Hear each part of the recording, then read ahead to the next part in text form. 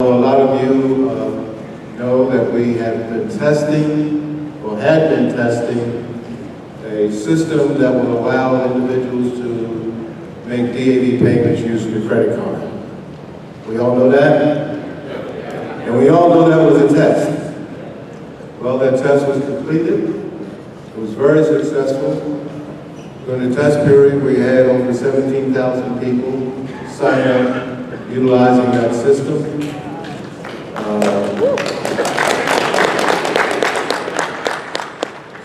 Over 6,000 of those individuals paid their membership in full. We still have individuals who are paying on a monthly or quarterly basis, and we think that this is the best thing for DAV since sliced bread. You can utilize that with individuals you're recruiting. Remember, they can only sign up using a credit card with a minimum down payment less than $40 online. If you send us a check for $10 or $20 to sign someone up, we'll have to send it back to you. It can only be done online. We have a third-party company that gathers that information. They do all of the banking. We're safe right now from any problems with someone stealing credit card numbers and things of that nature because we have a third party outside doing it.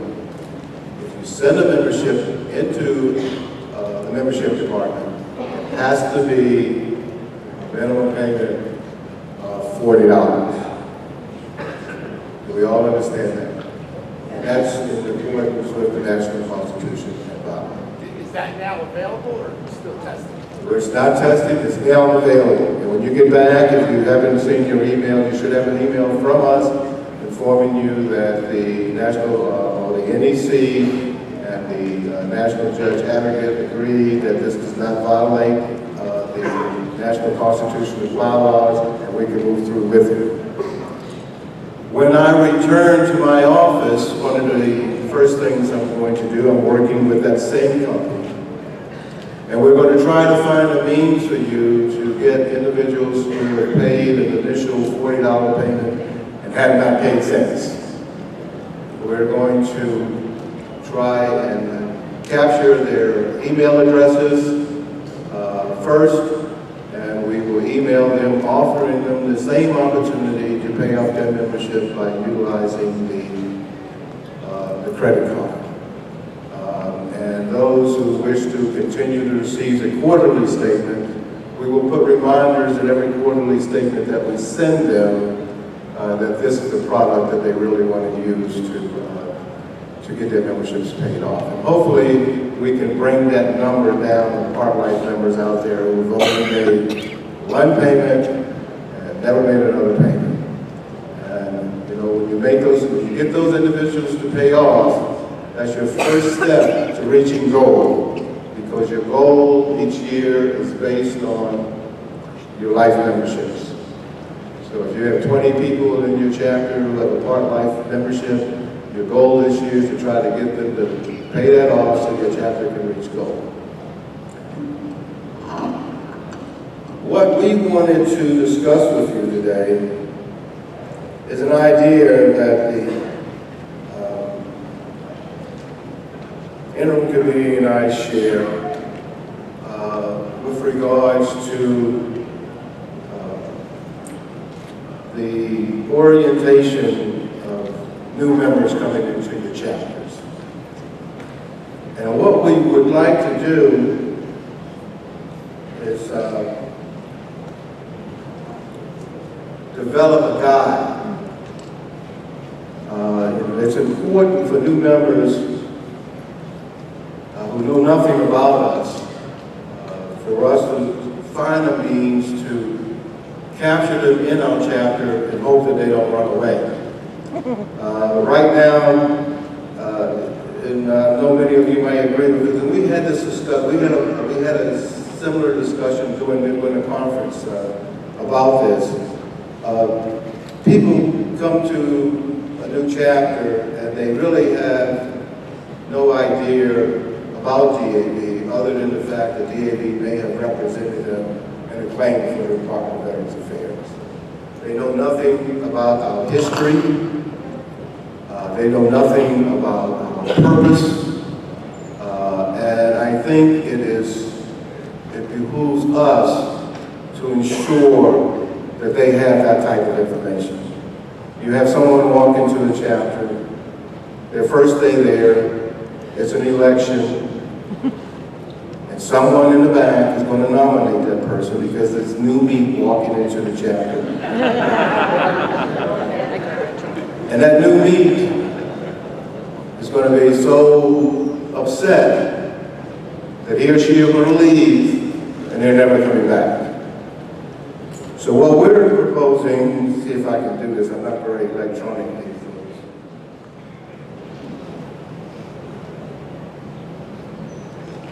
days. Is to develop a guide. And the guide is not going to be a product that your new member walk into your chapter and you hand him or her this and say, read this, and this is going to tell you all about DAV. That's not going to be the purpose behind it. We would like to see chapters develop a program and find someone within their chapter who's very familiar with the DAV to actually sit down with an individual or individuals and go through the guide, explaining to them topics. Let's see if I have it here.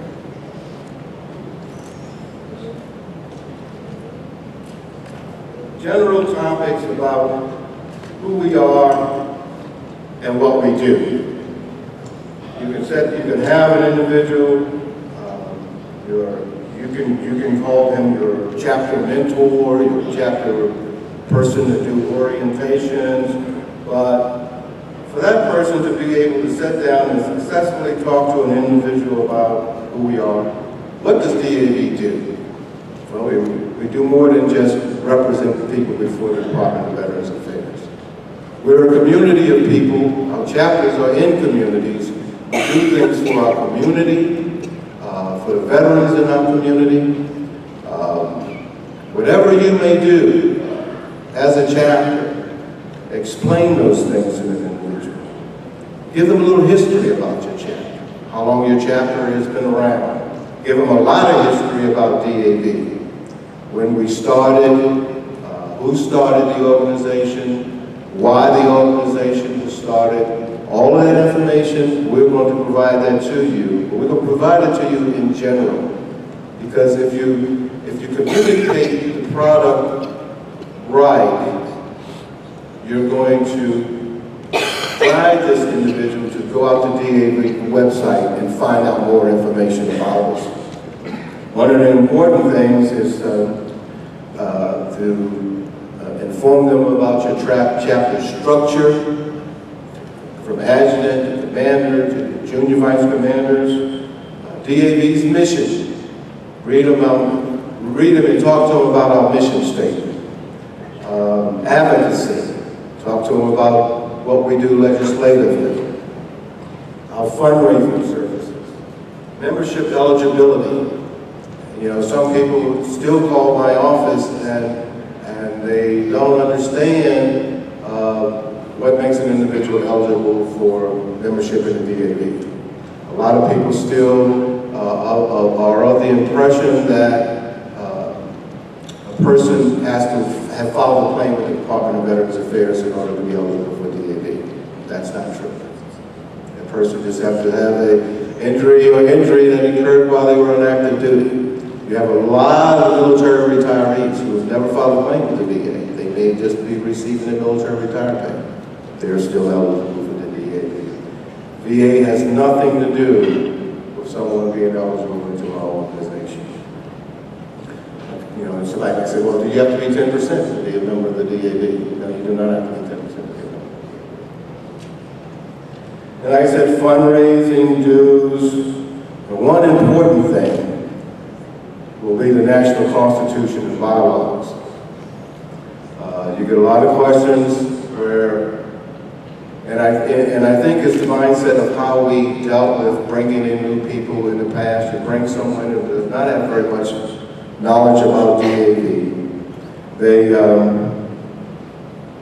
may belong to another service organization. And that service organization do things differently from the DAV, but they feel that we all should be structured the same. We have our own structure, and we need to know how to follow that structure. I think at one of the meetings we had here a few years back, someone wanted to debate the fact that they should be able to choose the people that are made members of their chapter. We don't pick and choose in DAV. If that person lives in your community, you welcome into your chapter.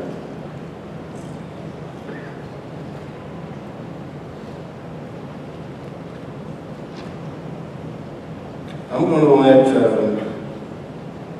Lauren talk a little bit about our discussion yesterday, about some of the things that we would like to see in the guide. But what I'm really looking for, as we talk a little bit about this, and if any of you have a pencil, I want you to take a little note.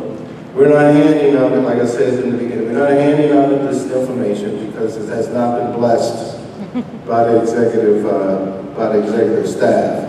But what I want from you, I don't want this just to be something that myself and the interim committee can put together.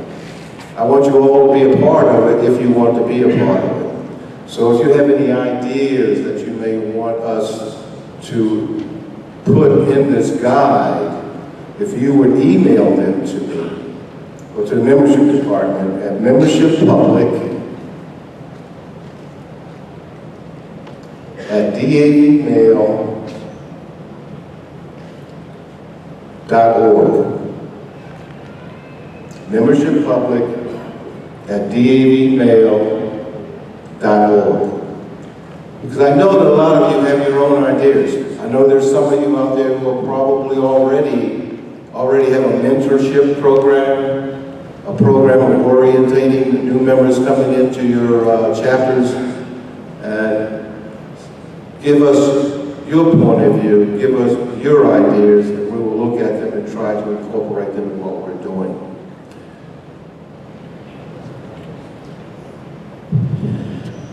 Thank you, Tony. We talked about a lot of things yesterday in terms of practical ideas about ways that chapters can mentor people and methods to do that, and the fact that we come to the realization that each chapter is somewhat unique in terms of what that chapter does. And it's probably, we believe, very important to have your chapter's activities, your chapter's functions as part of your orientation program. The other thing in terms of what materials that we feel would be helpful to you in the chapters in terms of doing the orientation and conducting the orientation would be things to support from the national office, such as a short video that talks about who we are and what we do. I know one was produced about 4 years ago. That's about a 6-minute one. That is a very good one. Another possibility might be in the membership packet a DVD with some of that information on that the individual can review at their opportunity too. Also, we talked about the membership process in terms of, we know that a lot of members are recruited by NSOs. Like you said, some people may have only an idea of what the DAV does because somebody helped them with a claim. They don't realize that there actually is a local chapter and a local opportunity to participate. And we talked about methods of making sure that we have a good connection between the professional side and the recruiting membership, and making sure that we get that information to the new person through the new member packet. And chapters probably already have programs to do that, but there may be better, the cross-feed of these information. That's why it would be important, I believe, for people to send information to this email address, is we can maybe glean stuff that chapters are doing and if you will, spread that out to give chapters other ideas about things that have been successful in other chapters. And you might want to make a little note if you disagree with what I'm saying and some of these things, and then put that in your email so that we can also weigh that. We're trying to be as open, and we want everyone's opinion on how this should work. But you know, this is now the time for a chapter officer to be a chapter officer. Take off the hat. Now it's time to go to work. You need to decide from your chapter who will be the person that's going to conduct your new chapter orientation. So you're going to have to find that person in your chapter who has that bit of knowledge. Or you might consider that person a sponsor. You might decide that the person who has sponsored an individual into your chapter to be the one to mentor the person that they bring to the chapter. Just don't take their money, send it into us, and then don't have anything else to do with that person.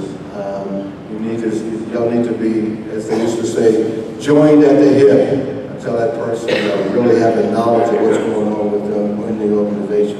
And then again, like I said, you can either call it mentoring. You can even, one of the things that we're suggesting is to design a orientation training program within the chapter for yourself.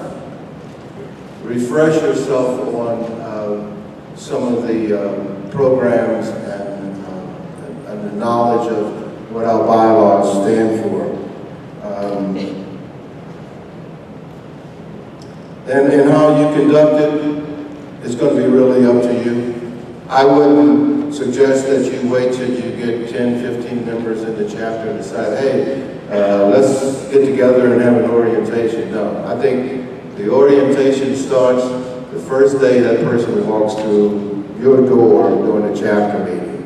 If it's one person, two people, one come this month and another come the next month, join it up that way. But don't wait till you get a group. Try to do it in smaller groups as you possibly can. Ken? One of the ideas too, I think you've tossed around, is it might be better to remove the member from the chapter and go to a coffee shop and have a much more relaxed place, or a restaurant, pizza shop, and sit down and have this conversation where you don't have all of the busy work of the meeting or service work going on in the chapter. Have your general orientation, and then I think it would be appropriate to go back to the chapter and then show them that this is where the service work is done. This is the purview or the overview of our service work. This is the goal of it. And give them a general introduction of what the chapter is doing within their own community, in nursing homes, at the VA hospitals. I think it can be done in a very gentle and positive sense. Before we go, how many of you have a mentoring program today in your own chapters?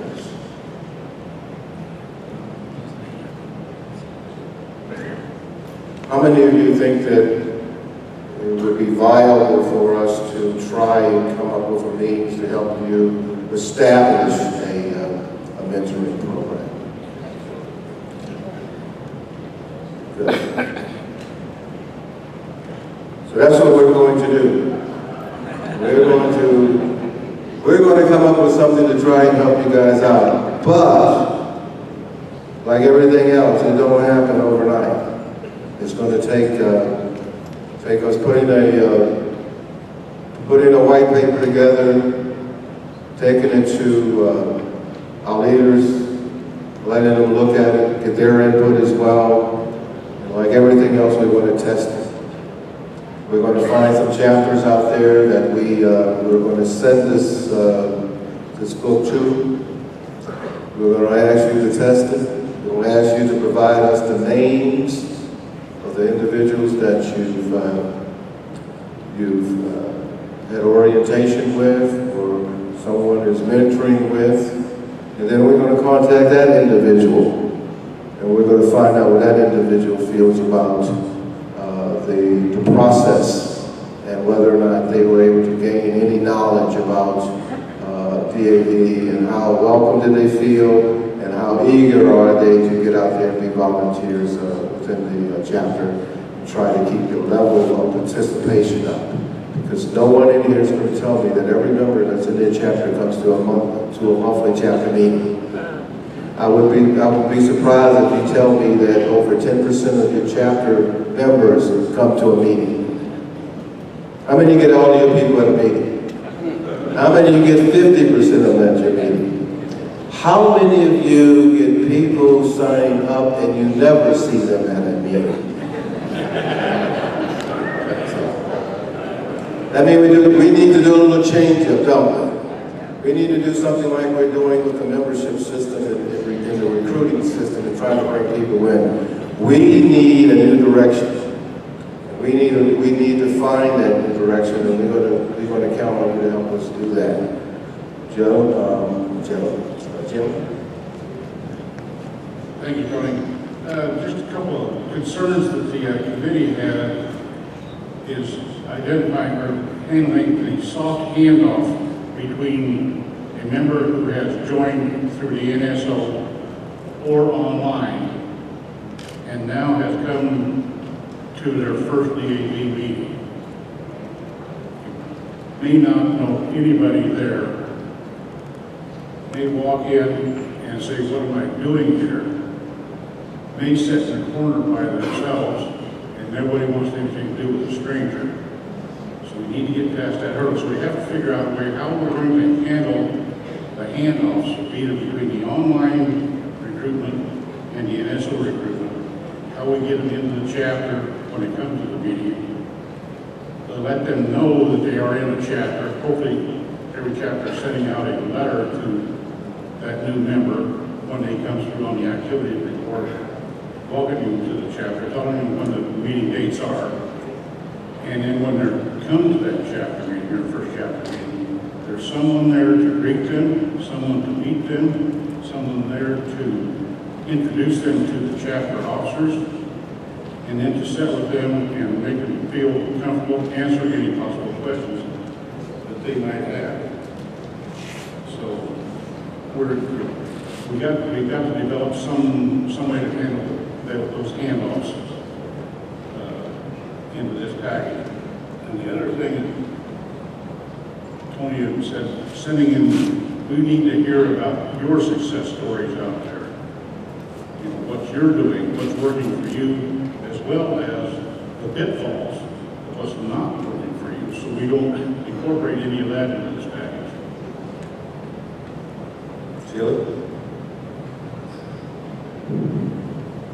Hi, for the female veterans, I've been a part of the DAV for 7 years now, and it was not an easy transition for me as a new member, when most of the chapters are predominantly males. But my background, I did law enforcement and stuff like that in the military, so that wasn't a problem for me. But females coming in, how many females here, it was an easy transition for you as you joined the chapters? And we have way more females than that. So I think there should be a program implemented where you do have people who are called to do certain things due to some of them have military sexual traumas and different things like that. They want to get involved in the chapters, but just because of those disabilities they have, I think you should have a program set up to greet certain people of certain disabilities and different things like that. And you can't just pick anybody for that. You know, you have to have somebody who that is their calling.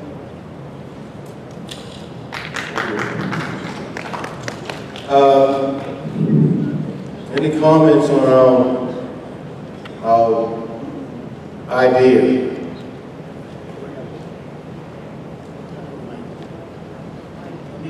Mike right here. I want to look Mike.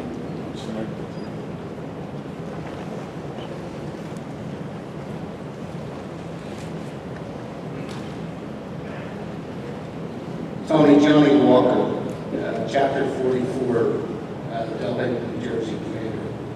We just recently been on a big campaign to try and bring in Afghanistan and Iraq vets to try and help them with getting them into the system. We went as far as putting a couple of newspaper advertisements offering a free luncheon. The command, our service officer would be available with several officers. Make a nice afternoon at our chapter home, and we didn't get one single response on RSVP. I'm just trying to reach out and ask anybody in this room, is there a secret? What can you do to help us?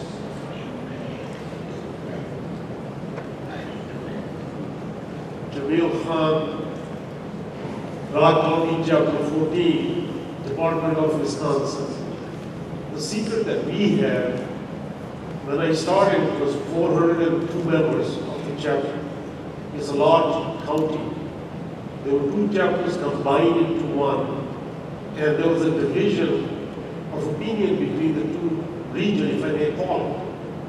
But to bring them all together, we changed the name to Rock County instead of one regional chapter to another regional chapter. That was number one. Number two, we used a brochure. The brochure is very colorful. It starts with the mission of the DAV. It explains exactly what we do when we meet.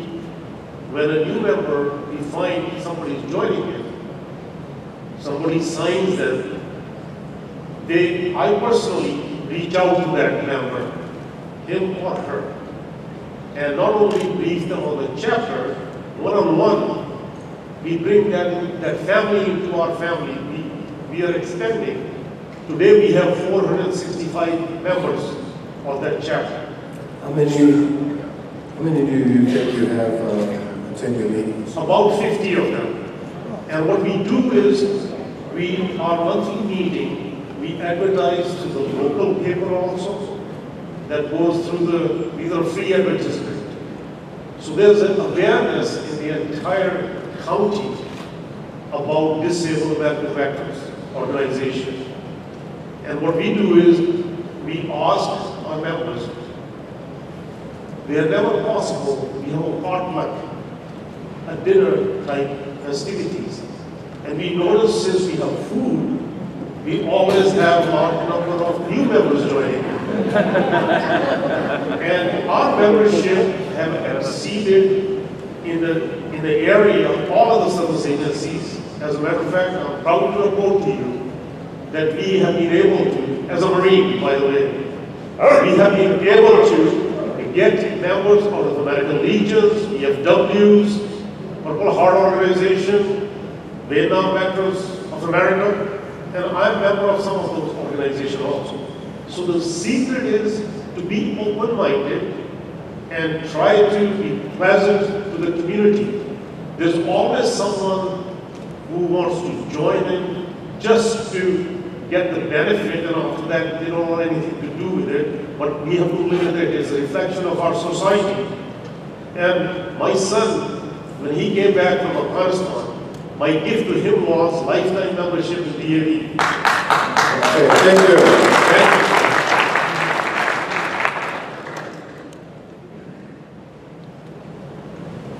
How many of you ever used I had a conversation with people in fundraising one day, and